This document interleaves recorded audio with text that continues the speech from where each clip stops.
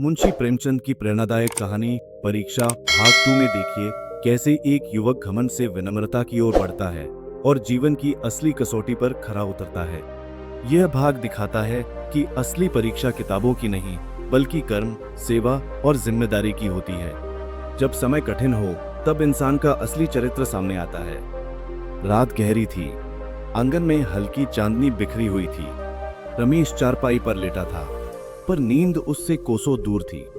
आज पहली बार उसे लगा वह सच में अब तक सिर्फ किताबों में जी रहा था। उसके कानों में मजदूर की आवाज गूंज रही थी, बाबूजी, थोड़ा पानी पिला दो। उसे वह जलता हुआ घर याद आ रहा था, वह रोती हुई माँ और वह छोटा बच्चा जो उसके पैरों से लिपट गया था। उसने आंखें बंद की, पर मन खुल गया। अगली सुबह जब सूरज निकला तो सिर्फ आसमान ही नहीं, रमेश का मन भी उजाला पा चुका था। वह खुद खेत की ओर चल पड़ा। आज किसी ने उसे नहीं कहा था। मजदूर चौंक गए। बाबूजी, आप? रमेश मुस्कुराया। आज से मैं भी सीखूंगा आपके साथ। उसने कुदाल उठाई। पहले हाथ कांपे, फिर धीरे धीरे लय बन गई। उसके कपड़े मिट्टी से भर गए, लेकिन आज उसे गंदगी नहीं लगी। उसे गर्व लगा। दोपहर को जब सब लोग पेड़ के नीचे बैठे, रमेश भी उनके बीच बैठ गया। एक मजदूर ने झिझकते हुए कहा, बाबूजी, आप हमारे साथ? रमेश बोला, आज समझ आया कि असली ताकत तो आप लोगों में है। उस दिन पहली बार मजदूरों ने उसे मालिक नहीं, अपना साथी समझा। कुछ दिनों बाद लाला मदन मोहन ने फिर बुलाया, बेटा, अब बाजार जाओ, लेकिन इस बार अकेले नहीं, रघुनाथ को साथ ले जाओ। रघुनाथ वही बूढ़ा मजदूर था। रमेश ने देखा, रघुनाथ गेहूं को हाथ में लेकर सूंघता, दाने को दांत से काटकर परखता। रमेश ने पूछा, ये सब कैसे सीखा? रघुनाथ मुस्कुराया, साहब, जिंदगी ने सिखाया है। इस बार रमेश ने समझदारी से सौदा किया, सही दाम में अच्छा माल खरीदा। जब घर लौटा, पिता की आंखों में संतोष था।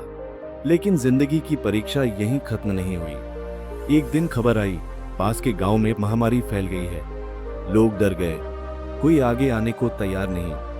रमेश के सामने फिर एक प्रश्न था, क्या मैं सिर्फ अपने घर की चिंता करूं या दूसरों के लिए कुछ करूं? उसने बिना देर किए अनाज, दवाइयां और कपड़े इकट्ठे किए। पिता ने पूछा, सोच लिया है? रमेश ने दृढ़ स्वर में कहा, हाँ बाबूजी, अगर हम सक्षम हैं तो चुप रहना भी अपराध है। रमेश गांव-गांव गया, बीमारों के पास बैठा, डरे हुए बच्चों को हिम्मत दी, वृद्धों के लिए दवा पहुंचाई। कई रातें उसने बिना सोए बिताई। धीरे धीरे बीमारी कम होने लगी। लोग उसे दुआएं देने लगे। एक शाम पिता ने पूरे गांव के सामने कहा, आज से रमेश मेरा उत्तराधिकारी है। सबने ताली बजाई, लेकिन रमेश आगे बढ़ा और बोला, अगर मैं मालिक बनूंगा तो मजदूरों के साथ बराबरी से बैठूंगा, व्यापार करूंगा पर न्याय से, धन कमाऊंगा पर सेवा के लिए। पिता की आंखों में आंसू थे। उन्होंने कहा, बेटा, आज तुमने जिंदगी की परीक्षा पास कर ली। अंतिम दृश्य साल बीत गए। गांव बदल गया। अब मजदूरों के बच्चों के लिए पाठशाला थी, बीमारों के लिए छोटी सी औषधालय, और हर फसल के बाद गरीबों के लिए अनाज अलग रखा जाता। रमेश अब सिर्फ लाला मदन मोहन का बेटा नहीं था, वह गांव का सहारा बन चुका था।